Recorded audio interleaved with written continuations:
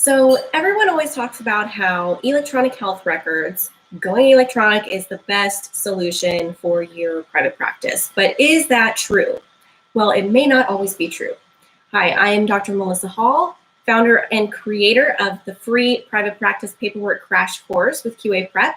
And today we're going to look at what are the pros and the cons of electronic health records and what do you need to consider. If you're live, go ahead and leave a comment if you have a question, and if you haven't yet, make sure you subscribe below so that you get notices every time I do go live or post a new video. Okay, so let's jump in here. Number one, we're going to go through two pros and two cons. Okay, so the first pro of having an electronic health record is that you definitely save time. So you will have things automated that were not automated before. You will have things that are much more easily accessible than before. And so it will absolutely save you time. Now, this does take a little while. You need to get used to it first, and we'll talk about that when we talk about the cons.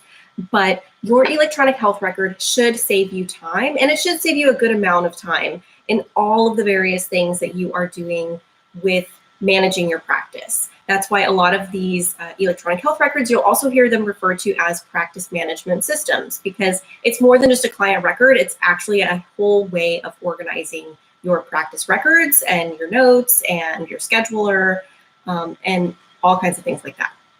So the other pro is that it will definitely help you with organization. So firstly, everything is all in one spot. At this point, most EHRs, which is short for electronic health records, they have enough features that really everything should all be in the same place. So you shouldn't have to download a separate, a separate app or program or something to do scheduling. You shouldn't need something else, even to really do telehealth at this point now. A lot of them are offering integrated telehealth where you simply log into the EHR and bam, there's your camera and your setup to do an online session with a client. So everything can really be in one spot, and that helps with organization.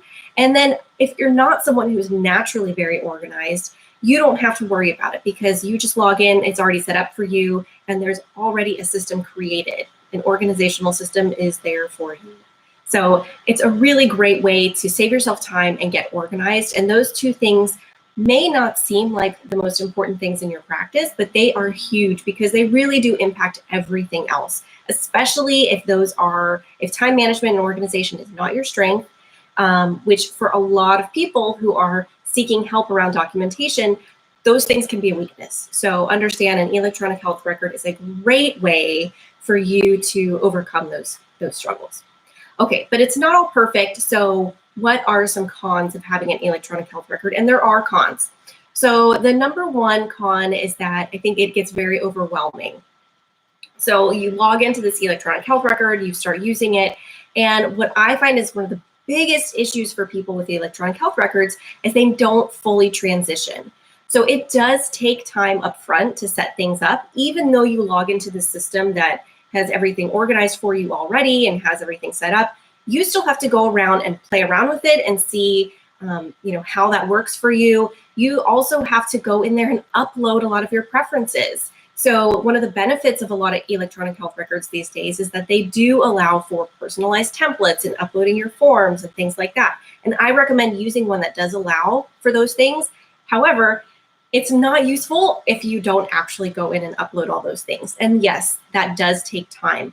So if you are not actually taking advantage of the electronic health record, like if you're still using paper forms and having clients filling it out that way and then scanning it in, then you are missing out on a lot of the advantages, and you are actually not saving yourself as much time and organization as you could.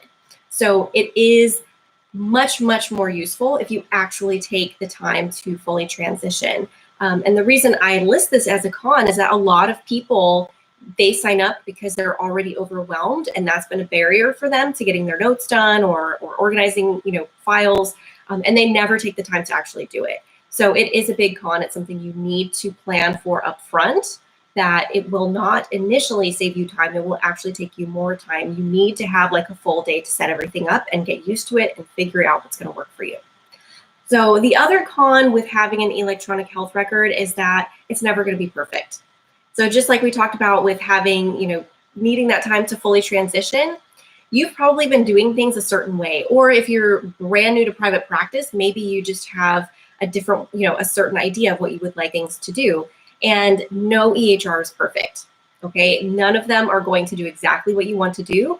You will likely have to adjust some things that you are doing, even if it's a system that's working really well. So that's why I do recommend you try out a couple of different EHRs, because they do set up things differently. And that way you can find one that works better for you. So you might like one that I don't prefer. And that's totally fine, because it has to do with how you work and what is working for you. But don't expect that everything is going to work out just how you want. You will have to change how you do some things. That is something you need to expect with having an EHR.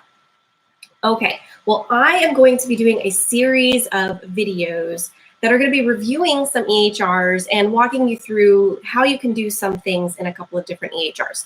So what I would love to hear from you is, what do you want to know about? So what is it about an EHR that you would like me to review, that you would like me to ask questions about, that you would like me to talk to the EHR developers about? So let me know in the comments below, what is it that you are hoping your EHR will solve? Or if you already have an EHR, what is it that's currently a struggle? So one thing I do find, we'll definitely have to do a video on this, is that treatment plans are a huge problem. I don't think any EHR does treatment plans well. Even the ones that I promote, they don't. They just don't do it well. So I will talk about how you can simplify some of those things and how you can make them work for you. So if you have something like that in your EHR that you're like, I just hate how this works, but I love the rest of it, so I'm going to keep it, help me figure out how I can make this one section a little bit better, let me know, and I am happy to help out. So check out more of those videos to come. And thanks for watching, everyone. I hope you have a wonderful day and happy writing in your EHR.